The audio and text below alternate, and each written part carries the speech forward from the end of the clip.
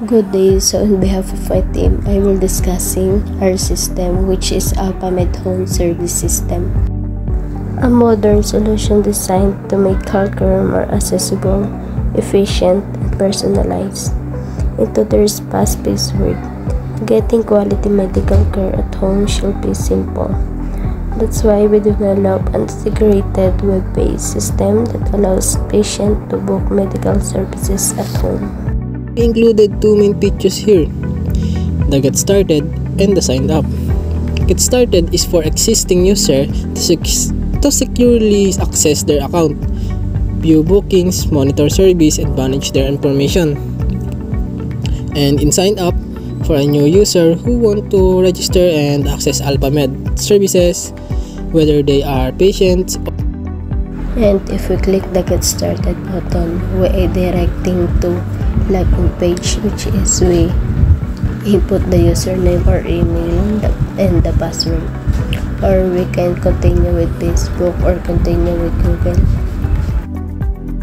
And sa baba is merong sign up button doon, which is pag click natin is mapupunta tayo sa sign in form, which is hinihingi yung basic info natin, yung full name, address, phone, email, password, and para maging secured is confirm password and accept the terms and conditions. Or we will continue with Facebook or continue with Google's. And pagtapos natin mag-fill up at pinindot natin yung sign up is magdadirect tayo sa login page again.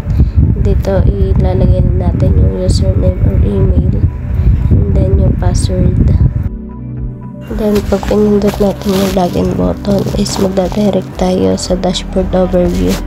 Dito is makikita yung medical services and pricing. Tapos kung ano yung mga kasama ng mga services nila. And pag nag-scroll down tayo is makikita natin yung set appointment.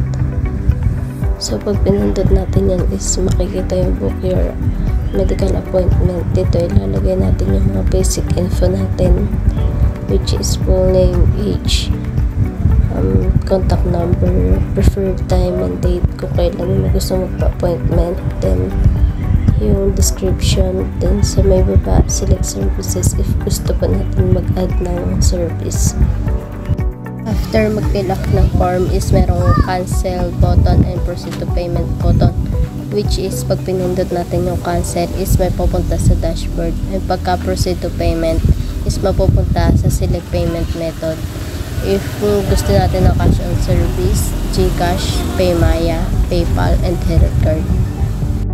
Pag cash on service yung pinili natin and confirm payment button is mapupunta tayo ngayon sa may appointment confirm page, which is nakalagay dito yung appointment summary, yung appointment ID, yung basic info na nilagay natin kanina, and sa payment status is nakalagay pending kasi wala pa naman nagaganap na payment sa kanya. After pa lang ng service, tsaka pa lang i-upload kung sino man naka-assign sa kanya. Then, pag pinindot na ngayon yung print confirmation is maghahanap na yung device ng available na printer. After mag-print is babalik na ulit siya sa may dashboard. Pag mag-set naman tayo ng appointment using GCash, Paymaya, PayPal, or health card is ganito yung mangyayari sa kanya or ganito yung lalabas sa kanya.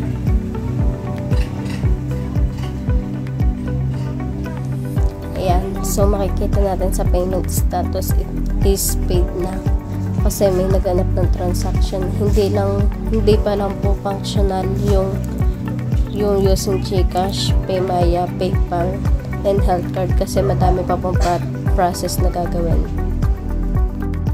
Then sa support is nakalagay lang dito yung phone number ng admin, yung email ng admin, and yung oras lang ng available na magpa-appointment. Tapos sa logout is pag pinindot natin is babalik ulit tayo sa may login page. Then meron na tayong lagay na or nakaset na admin username and admin password, which is yung admin lang yung pwede mag-open. Yung difference ng admin sa may user is yung admin makikita yung mga patient na nagpa-appointment.